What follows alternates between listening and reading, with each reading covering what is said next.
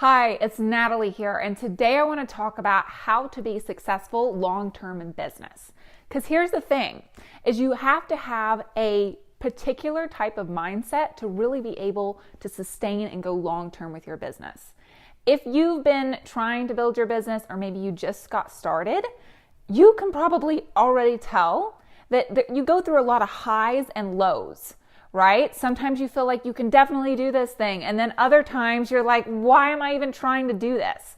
Well, today I'm going to show you my best tips to ensure that you're actually successful long term and actually give you my full mindset and what has allowed me to actually be able to grow my business to where it is today, as well as what I teach my own students that helps them hit 10K months with their business, 8 to 10K months on a long-term basis and be able to sustain and keep going with their business even when they hit roadblocks.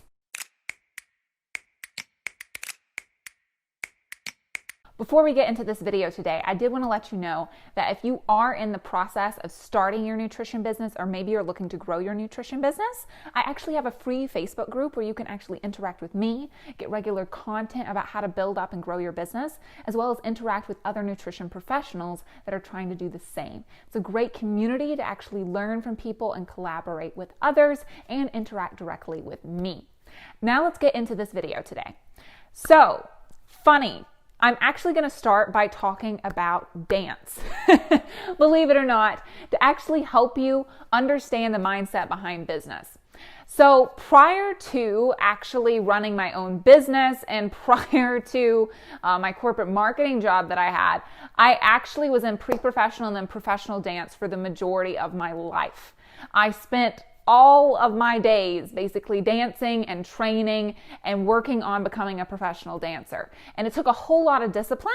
And it's from that I've actually taken what I learned to do to actually be successful in that, to be successful in business. And so I'm going to share with you today key things that I learned actually when I was just a young girl. Right? Actually, starting today, right? We're going to talk about different stuff that I learned when I was training at the Kirov Academy of Ballet, right, in Washington, D.C. when I was only 13 years old and I was living away from home. All right? Now, it might sound funny. How does this tie into business at all? Right? Believe it or not, it's from these things that I have become the most successful. It's from these things that I was able to actually grow my business to $50,000 a month. And so, beyond the marketing tactics, we have to have such a strong mindset to be able to really do this. And so that's what I'm going to hopefully impart to you today. And you can take these lessons and start applying them immediately to your own business. Rule number 1, you don't want someone to hold your hand. So often I hear from people when they're first getting started that they just desperately want someone to hold their hand and guide them each step of the way. And although you do need support, you do need accountability, you do need a mentor who's actually there for you, be careful that you don't fall into the trap of actually thinking to yourself, I am so horrible at this and I have to have someone guiding me each step of the way. All right? I learned at an early age, and this is something that's key for being successful in business, is that you have to be able to ignite your own fire.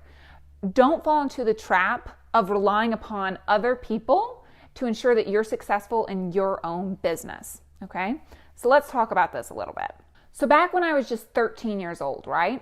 And I was training at this school, this academy, right? And we pretty much danced 6 days a week, up to like 8 hours a day. It's a lot, right? Like at least 5. And so it's a lot. And I remember because I used to love when teachers used to actually help me and they'd be like, you're doing great, Natalie, and you just got to do this, right? Or I'd have teachers who would actually criticize me and critique me on what I was doing. Because another key thing is you got to start loving criticism if you're going to be successful at anything, and start listening to what other people are saying so you can make yourself better, right? So here's the thing. Here's what I started doing, right? I would crave a teacher actually watching me and critiquing me all the time. And I relied upon that in order to actually fuel my own fire to be good and to actually push myself and dance. Here's the problem, and here's where I had my biggest lesson ever, right? I remember, my teacher, and she was Russian, okay, and she told me, Natalie, she's like, you can't rely upon me to be the source of you really driving yourself forward. I know that it's great that you like criticism, right? And that you want to take that and you want to do things with that, right? But you also have to be the one that is always pushing yourself forward. Meaning if I'm not watching you, meaning if I'm not there to help you, you are constantly actually working on yourself. You are driving yourself forward. You are the source of your drive. You're not relying upon others to be the source of your drive. And here's what is so important about this. And I'm not saying we don't need a community.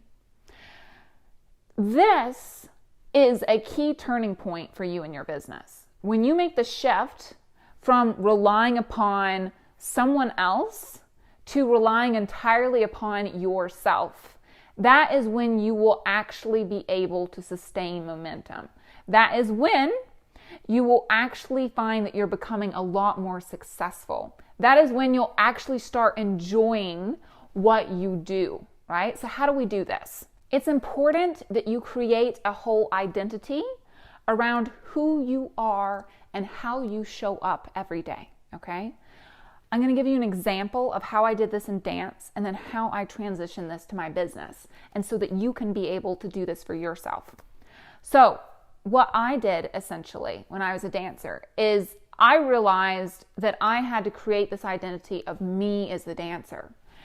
What did I do every morning to prepare myself for this? What did I do every evening to make sure that I could recover properly from what I had done during the day? How do I show up? I saw myself as I am a dancer. That is who I am, and therefore that is who I show up as every day, regardless of what's going on. And that's the energy that you need to be able to be successful, all right? In business, who are you? Who are you showing up as, okay? Who is this person, and what do they act like? It's important for you to create that as a person and fully embody that and embody that energy that you want to show up as daily, right? Because I want you to realize, right?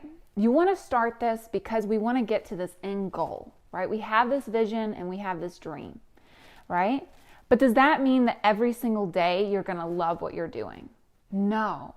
Even if you're fully saying to yourself, I am an entrepreneur. I am this person who can be successful. Does that mean that every day is going to be easy peasy and that you're going to absolutely love it? No, right? So what's the key difference here, okay? I learned this actually later on in my life, or I guess I should say I learned it earlier, but a key phrase is really stuck in my mind through all the years. So it comes from one of my favorite teachers ever, Michael Foley, right? And he said to us, it's so important that you just show up and you give whatever your 100% is for that day. So if that means you've got 80% of what you normally have, you're showing up with 100% of that 80%. It's just as important to actually show up daily, right? Even when we aren't our best, even when we don't feel very good, okay? And he also said, just because you are a dancer or just because in your head you are an entrepreneur, this does not mean that you're not going to hate what you do sometimes. Right? You're not going to hate it. You're going to not show up and you're going to be like, I don't want to do this today. Because those will be regular. All right? And it doesn't mean that you don't love what you do, even when you have those days. But the important thing for you to do, right, is to show up because this is who you are. And that is something that when you take that with you, you're going to feel invincible. All right? And I really mean that. You're going to feel invincible.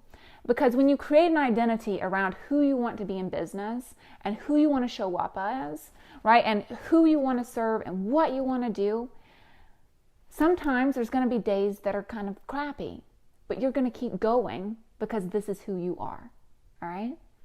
So anyways, this was kind of more of like a story time video, but I really hope that you can take this with you and actually start applying it to your life so that you feel more invincible, so that you feel more fearless, and so that you can show up and be the person you're meant to be in your business every day. All right? So I hope you like this video. If you do, be sure to comment below and like the video, subscribe, right? Because I put out new videos just like this one every single Friday, okay? So check in next Friday. All right, see you later.